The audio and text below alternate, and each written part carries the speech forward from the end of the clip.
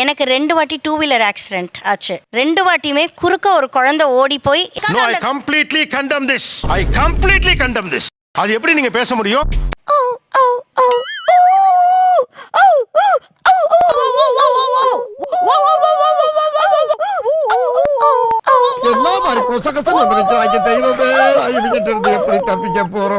இன்னைக்கு நம்ம என்ன விஷயம் பத்தி பேச போறோம் அப்படின்னா, தெருநாய்களுக்கும் நகரத்துல உரிமை இருக்கு அப்படின்னு கேட்கக்கூடிய ஒரு தரப்பும், தெருநாய்கள் இல்லாத ஒரு நகரம் வேண்டும் என்று சொல்லக்கூடிய தரப்புமாக இருக்கு. இந்த இரண்டு ஜாதியில் எந்த ஜாதி முரட்டு ஜாதி என்று பார்த்து விடுவோம். தொடங்கட்டும் போட்டி. ஏன் தெருநாய்கள் அகற்றப்பட வேண்டும் என்று நீங்கள் நினைக்கிறீர்கள்? படுத்துறாயா படுத்துறா. உங்ககிட்ட சொல்றதுல ஒண்ணும் தப்பு இல்ல. குழந்தைங்க விளையாடவே போக முடியறது இல்லைங்க சார். எந்த டைமும் வெளியே விடவே முடியறது இல்லைங்க. கேட்டு திறந்து வச்சா உள்ள வந்துருது. எதுக்கு இப்ப உள்ள வந்த? 2 வீலர்ல ஹைவேல போயின்னு இருந்தேன். அப்படியே ஓடி வந்து கிராஸ் பண்ணுச்சு. ஜஸ்ட் அதை சேவ் பண்ணணும்னு சொல்லிட்டு நான் பிரேக் போட்டு விழுந்து கை கால் எல்லாமே ஃப்ராக்சர். ஜஸ்ட் ஹெல்மெட் போட்டிருந்ததால நான் மை லைஃப் வாஸ் சேவ். ஒன்னு மணல் லாரில மோதி மணல் லாரி டிரைவர் செத்துருவான், இல்லனா தண்ணி லாரி டிரைவர் செத்துருவான். நான் மட்டும் போயிடுவேன். இ-கார்ட் டெலிவரி பீப்புள், நைட் ஷிஃப்ட் போறவங்க வர்றவங்களாகட்டும், தனியா நடந்து போறவங்களாகட்டும், அதனோட ஹைட் கம்மியா இருக்க குழந்தைங்களாகட்டும், அவங்க மேல ஒரு மெஷர்ட் அட்டாக் கரெக்டா நடக்குது. சத்தனி சங்க கடிச்சு முழுங்கிடுறாங்களா? எது சங்க கடிச்சு முழுங்குறாங்களா? ஆமாண்ணே, நம்ம கறிக்கடை கருப்பியல்ல அவனை கடிச்சு சீரியஸ் ஆகறாங்க. குழந்தைங்க விக்டிம்ஸ், ஆனா அக்யூஸ்ட் டாக்ஸ் கிடையாது. அதை அமேண்டன் பண்ணவங்க. குற்றவாளிகள் அவங்கள தான். குற்றவாளி யாராவே இருந்துட்டு போட்டும், இந்த கடியிலிருந்து என்னை தற்காத்துக் கொள்வதற்கு என்ன வழி இருக்கு? அவங்க அந்த ஓனர் இறக்குற வரைக்குமோ இல்ல அந்த நாய் இறக்குற வரைக்குமோ அந்த நாய் அவங்க கிட்ட இருக்கணும். தெருநாய்களை தத்தெடுத்து வளர்க்கணும். இல்ல அது வரைக்கும் கடி வாங்கிட்டே இருக்க வேண்டியது.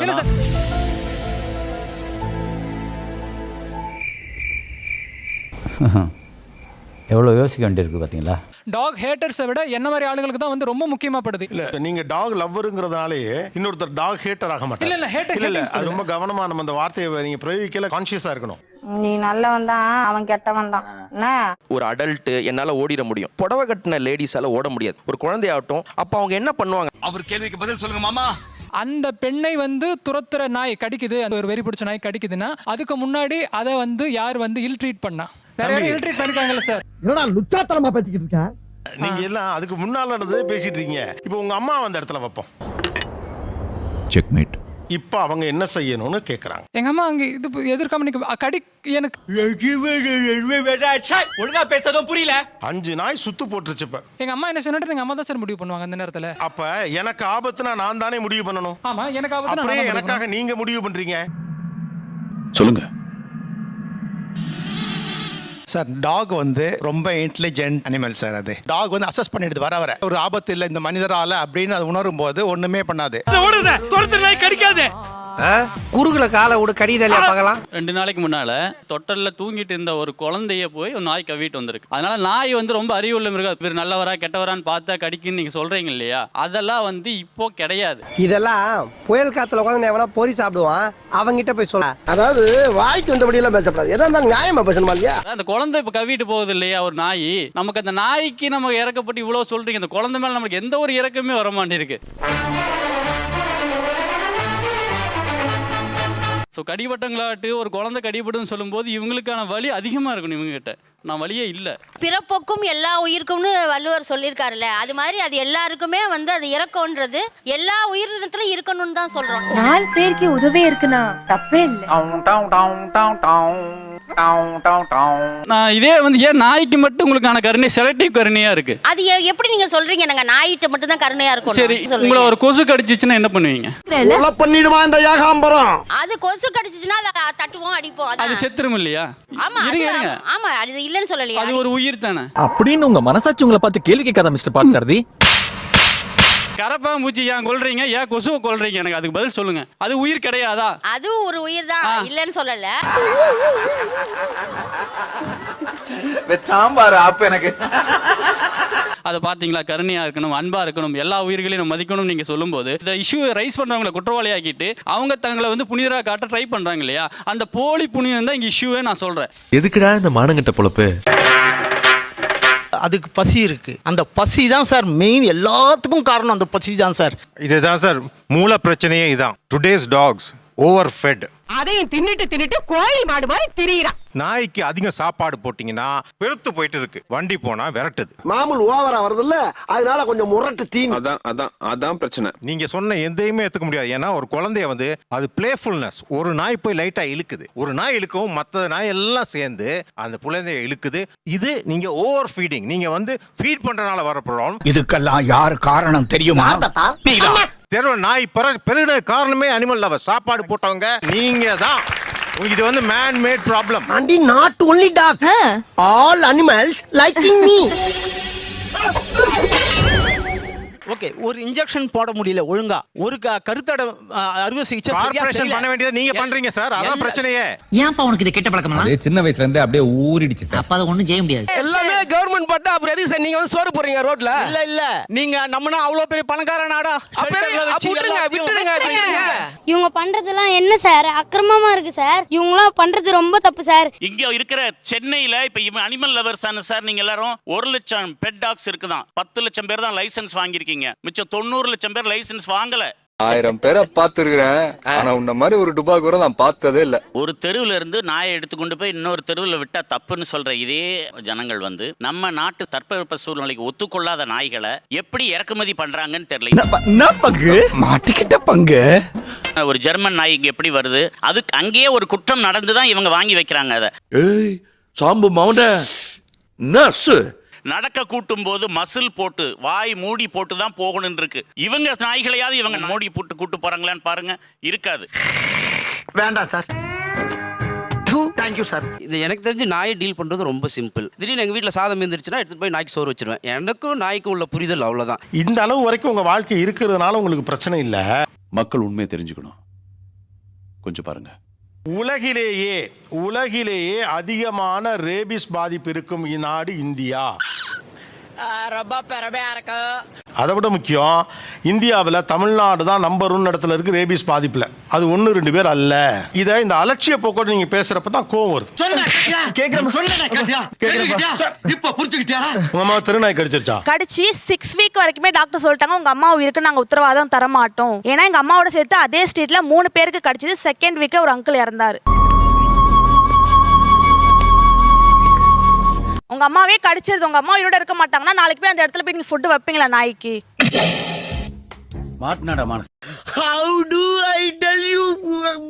ஒரு நாய் கடிக்குதுன்னா அப்ப நம்ம என்ன பிரிகாஷன் அங்க பண்ணணும், அந்த நாய்க்கு என்ன பண்ணணும்? மொத்த நாயுமே இது வேணாம் அப்படிங்கிற ஒரு மனப்போக்கும் தப்பு தானே. கடிச்ச கொசுவை அடிக்க வேண்டியதானே? எதுக்கு மத்த கொசுக்கு மருந்து தெளிக்கிறீங்க? கொசுக்கும் நாய்க்கும் ஒரு வித்தியாசம் இருக்கு. கொசு நாய் ஒன்னா சார்? அப்ப இந்த கேள்வி சரிதானே? நாயும் மனுஷனும் ஒன்னா? ஐயோ, எந்த ட்ரெண்ட்ல பேசினாலும் எந்த ரூட்ல போனாலும் விடவே மாட்டேங்கிறானே, நான் என்ன பண்ணுவேன்? வழக்கம் போல என் பையனை அழைச்சிட்டு போகும்போது நாய் குறுக்க வந்து நாய் மேல விடக்கூடாதுன்னு இங்காண்ட பள்ளம் ஆட்டோக்கு வந்து என் கண்ணு முன்னாடியே என் பையன் இறந்துட்டான். கண்ணுனால 6 வயசு பையன் இறந்துட்டான் சார்.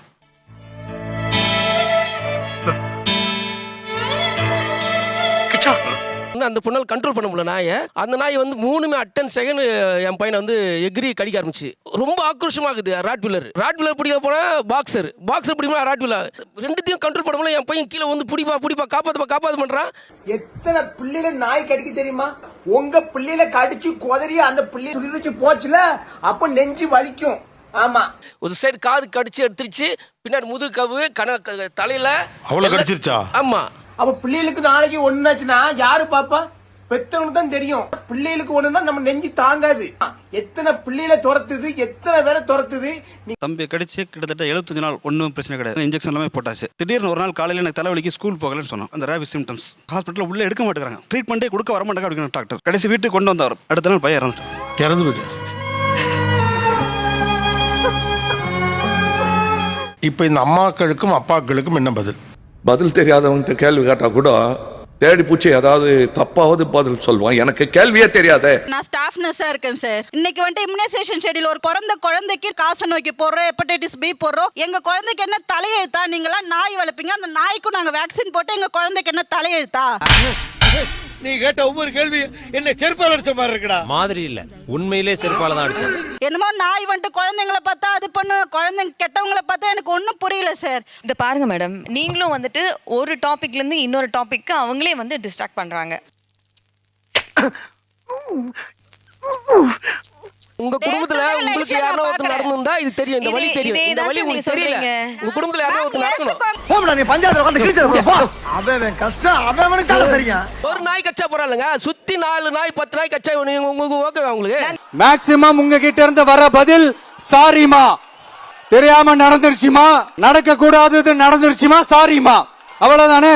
இன்னசென்ட்டான நாய்களை வந்து 10 நாய்கள் 2 நாய் வந்து பிரச்சனை பண்ணுதுன்னா 8 நாய்களையும் நான் வந்து அப்புறப்படுத்துறதுல நான் ஒத்துக்க மாட்டேன் சார். அது எப்படி சார் கண்டுபிடிக்கிறது? நீங்க சொல்லுங்க சார். ஐடென்டிஃபை பண்றது எப்படின்னா வந்து அது இவங்களுக்கு தானே சார் தெரியும், அவங்க எக்ஸ்பர்ட்ஸ்க்கு தானே சார் தெரியும். அப்புறம் என்ன நீங்க வந்த ஏன் இது 25 வருஷமா வேலை செய்யல அப்படின்னா ஊழல். இதை சுரண்டுறாங்க, இதை பணமாக்குறாங்க.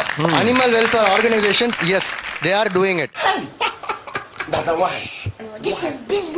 ஒரு நாய் தலையில 6000 ரூபா இருக்கு சார்.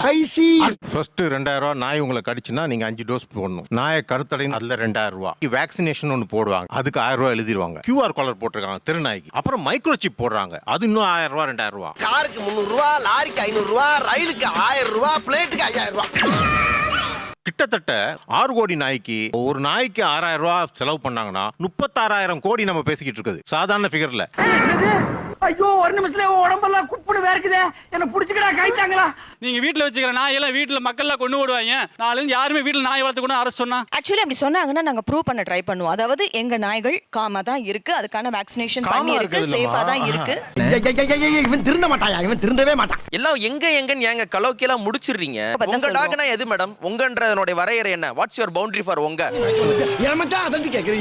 எங்க நாய் அப்படிங்க சொல்றது நீங்க சொல்ற மாதிரி நாங்க வளர்க்குற நாய், எங்க ஏரியால இருக்கக்கூடிய நாய், இதெல்லாம் எங்க நாய். உங்க ஏரியா நாயெல்லாம் உங்க நாய் தானே? ஆமா. அது யாரையாவது கடிச்சா நீங்க பொறுப்படுத்துப்பீங்களா? கணிப்பா முடியாது.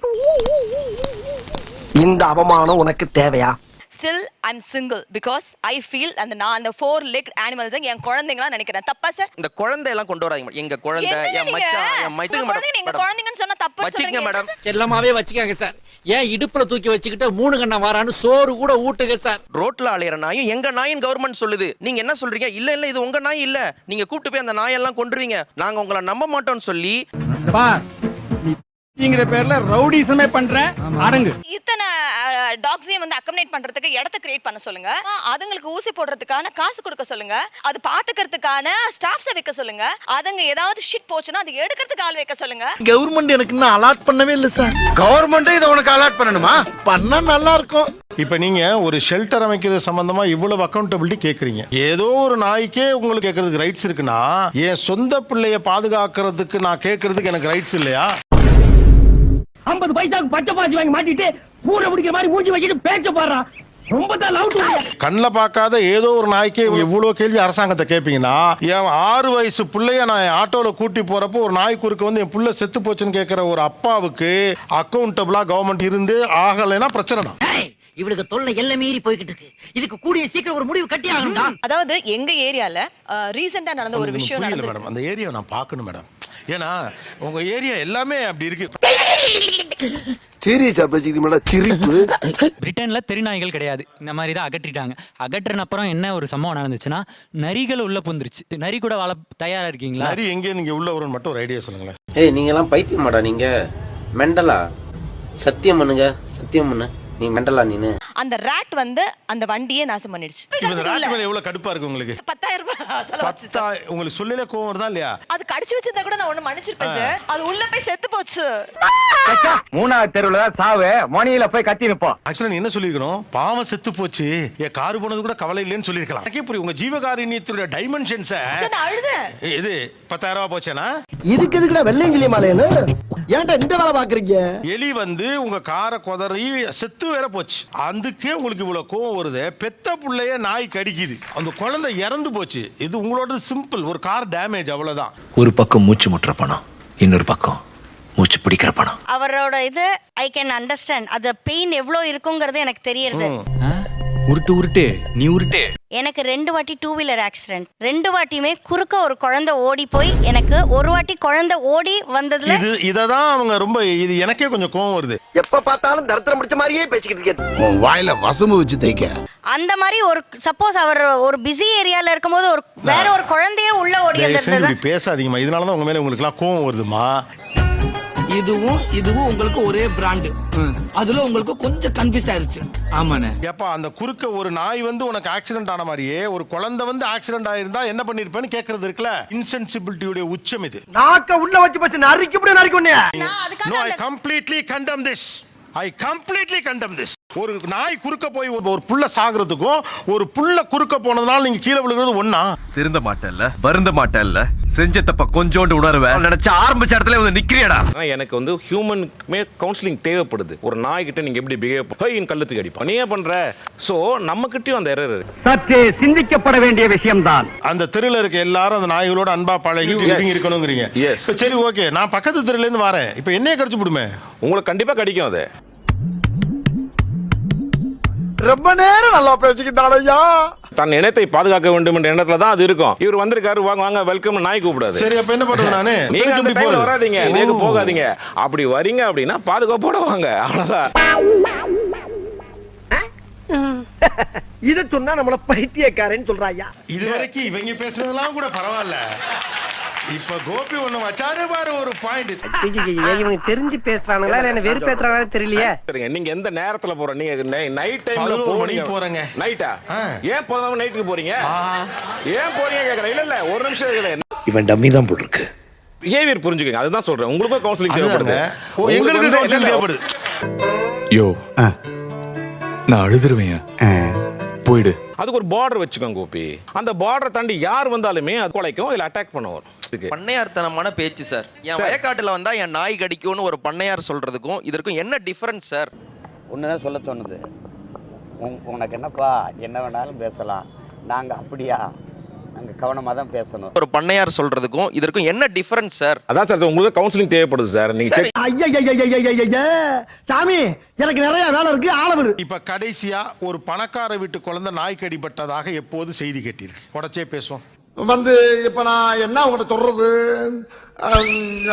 தேவையில்லாத ஐடியாலாம் கொடுத்துட்டு நம்மளை இறக்கி விட்டு வெடிக்க பாக்குறானே. ஒரு பணக்கார வீட்டு குழந்தை நாய் கடிச்சு ரீசெண்டா எப்பவாது இறந்ததா நீங்க கேள்விப்பட்டிருக்கீங்களா? இல்ல அது பாயிண்ட் நான் சொல்லவே வரல. பாயிண்ட் நான் அதை தான் பாயிண்டாவே வைக்கிறேன். சொன்ன உடனே ஜகா வாங்குற பாத்தியா? உன்ன மாதிரி ஆள் கிட்ட நேரடியா சவால் விட்டா பின் வாங்குற பாரு. That is very deep rooted argument. நான் அதுக்கு வரல. மிடில் கிளாஸும் லோவர் மிடில் கிளாஸும் வாழக்கூடிய தெருக்களில் மட்டும் எப்படி இவ்வளவு ஸ்டே டாக்ஸ் இருக்கிறது? என்ன சார் விசித்திரமா இந்த மாதிரி கேள்வி எல்லாம் கேக்குறேங்க? நானே விசித்திரமான ஆளு. இன்னைக்கு வந்து கிட்டத்தட்ட 6 கோடி தெருநாய்கள் இருப்பதாக ஒரு புள்ளி வரும் சொல்லுது. இதை வந்து நம்ம எப்படி சகிச்சுட்டு போக முடியாது. எந்த மாதிரி ஒரு சமூகத்தில் நாம் இருக்கிறோம்? நாயையும் மனிதர்களையும் ஒப்பிடுற ஒரு சமூகத்தில் நாம் இருக்கமா? இது எவ்வளவு ஆபத்தானது. ஜிம்மிக்கு 2 நாள் உடம்பு சரியில்லை, டாக்டர் கிட்ட சொல்லி ஃபாரின் இன்ஜெக்ஷனா போட சொல்லு. இந்த வீட்ல நாய்க்கு இருக்கிற மாதிரி அதை விட உங்களுக்கு இல்லையா? எல்லாருமே பார்த்தது ஒரு எடிட்டட் எபிசோட். இந்த மாதிரி ஒரு எபிசோட விஜய் டிவில போடுவாங்கன்னு நான் சத்தியமா எதிர்பார்க்கவே இல்லை. ஓகே, ஆனா அங்க போனா என்ன சரியா பேசவே விடல. விஜய் டிவி நிறுவனத்துக்கு அந்த unedited version of the episode அதை நீங்க போடுங்க.